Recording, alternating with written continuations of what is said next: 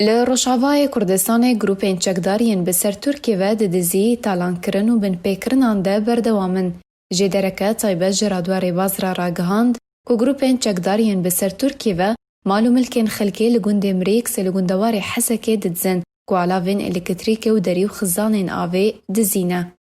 Her di heman derbarê de xelkê gundê Dips li gundewarê Tiltemir ya ku dikeve dibin kontrola grûpên çekdariyên bi ser Tirkiye ve rê li ber diziya çekdarên polîsên leşkerî û grûpên çekdariyên bi ser Tirkiye ve girtin ku hewl didan mal û milkên wan bidizin.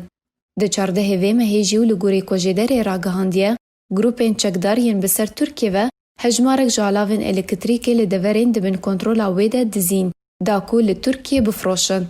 Piştî êrişa Tirkiye li ser Rojavayê Kurdistanê ku di encam de derdora 300,000 ji welatiyên deverê derbider bûn û niha li dibistanan bicîbûne, her wiha bi dehan ji welatiyên deverê bûn qurbanî ku ji wê demê ve êdî aramî li deverên dibin kontrola grûpên çekdariyên bi ser Tirkiye ve peyda nabe.